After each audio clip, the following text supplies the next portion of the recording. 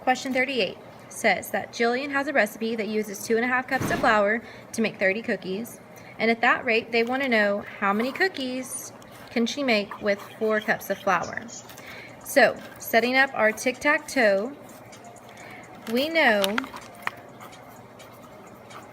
we have part over whole, and we'll have our old and our new. Okay, so the original or the old recipe was that she would use 2.5. I'm going to convert this to a decimal. 2.5 is the same thing as 2.5. So 2.5 is this fraction in decimal form. And then the whole that she received after she made the recipe was 30 cookies. Okay? Now let's think about the new.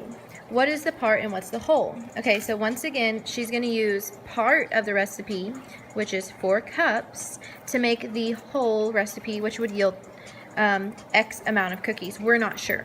So the new part is that she wants to use 4 cups of flour, but we are not sure what that would yield.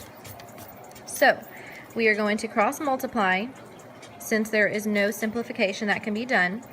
This would be 2.5 times X, and then set it equal to the other side, cross multiply. 4 times 30. Now, you could do this in your head, or do this on paper and move things around, combine like terms, and then solve for the variable. Or you can use this godsend calculator and InSolve. So, we're going to do InSolve actually.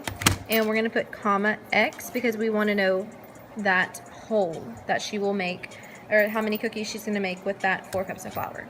So I'm going to type it in just like so. 2.5X is equal to 4 times 30. Now, don't forget your comma X. Ready? Bam. That's the answer. Okay, Mrs. Kirk, that was really easy. After I set everything up, I just type it into InSolve. Okay, well then let's check ourselves.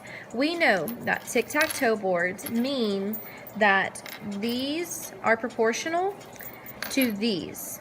So let's go ahead and set it up and plug in this 48 that we got for X and see if the fractions are actually proportional.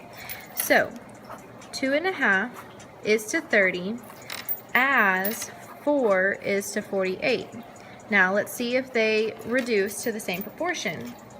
So 2.5 divided by 30. Ooh, I get a decimal. Okay, let's go ahead and convert that to a fraction.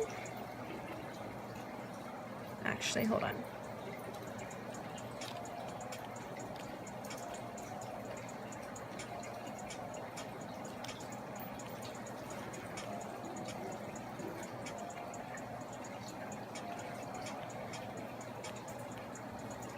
Okay, now I can convert it to a fraction. Sorry guys, I am so bad at using these calculators. They're so foreign to me. Okay, approximate to fraction. So I got a decimal, and I want it to be a fraction, and it's 1/12. Okay, so this simplified is 1/12.